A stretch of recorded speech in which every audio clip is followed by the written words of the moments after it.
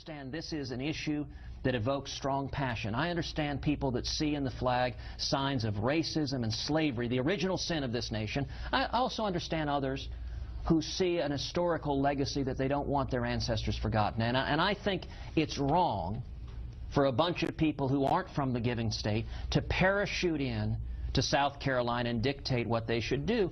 All right, folks, joining us now is the one and only Ben Stein, film actor, author, former speechwriter for Presidents Nixon and Ford. Check him out at MrBenStein.com. And Ben, always great to talk to you. Where do you fall on what's going on in the aftermath of the shooting?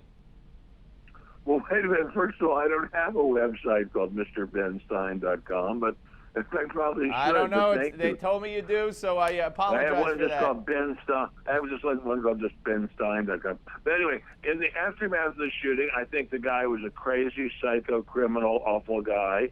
I think that the church-going Christian black people of Charleston and white people of Charleston have responded magnificently, absolutely superbly. I think it's fine if they take the Confederate flag down from public buildings. After all, black people pass by those buildings every day and think to themselves, some must think to themselves, what on earth are they doing holding up a flag under which our ancestors were enslaved? But on the other hand, I don't understand why private people shouldn't be allowed to buy it. And my latest stunner, which I just discovered last night, is that Amazon no longer sells anything with a Confederate flag, and they up until just a couple of days or virtually hours ago they did, and in a kind of Orwellian twist, overnight they've disappeared. They're just not there anymore. And what harm does it do anyone, for one individual person, to have a flag as his blanket or his quilt or a throw pillow? What harm does that do? Well, Ben, let me give you another one. Apple has banned Civil War games from the App Store.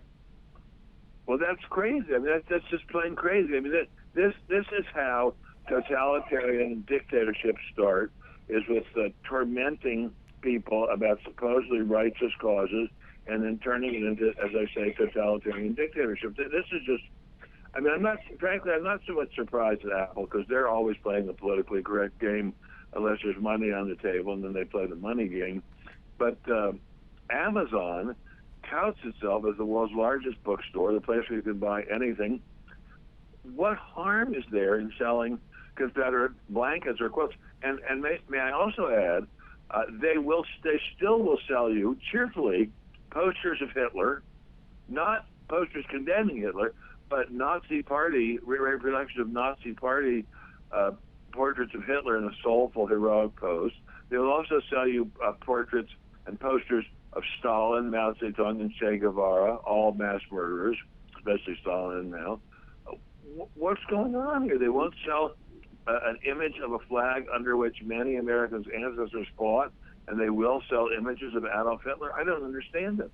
Yeah, no, it's political correctness run amok. I mean, I don't know if it's scary. Where's the end of it? I mean, George Washington owned slaves. Are they going to knock down the Washington Monument? Well, they were Jefferson owned slaves. They were talking on CNN yesterday, Ben, Ashley Banfield and Don Lemon, about getting rid of the Jefferson Memorial. I know. Well, that's just incredible. It's absolutely incredible. Ashley Banfield and Don Lemon, sorry, not John Lennon, Don Lemon are just mad as hatters on this subject, and I don't get it at all. And as I say, Thomas Jefferson is the author, not entirely, but in large part, of the Declaration of Independence. How can they even consider taking down his monument? I mean, are they going to now take down? Are they going to change the name of Washington Lee University? I know there's already a movement afoot to do that. My wife went to Washington Lee High School in Arlington. Are they going to take that down? I mean, the political correctness, once it starts, it doesn't stop. All right, and of course it extends to guns too, Ben. That's the other side of the issue. And now you have the effort by Toomey, the Republican, and Joe Manchin, the Democrat, to once again go to background checks. And yet Toomey was asked on CNN yesterday, would background checks have stopped any of the recent mass shooters from accomplishing what they did? And Toomey said, well, maybe Virginia Tech, but I'm not even sure about that. So they admit, I mean, there's 20,000 gun laws now. Yeah, there's absolutely no correlation between the strictness of the gun laws and the amount of homicides caused by guns. I mean, it's amazing. America is one of the highest gun violence countries in the world. But if you took out Oakland, Chicago, Washington, D.C., Baltimore, a few others, you would have very low national rates of homicide. And those cities are the cities with the strictest gun control laws. It's the guns don't shoot themselves. If you put a gun up against your wall and put bullets next to it, it's not going to load itself and shoot itself. People shoot people, right. and that's a terrible thing. And it's a terrible thing. And it's so fascinating to me that all the politically correct people will glom onto this issue in Charleston, and they should. It's a terrible thing that happened, absolutely terrible, just awful.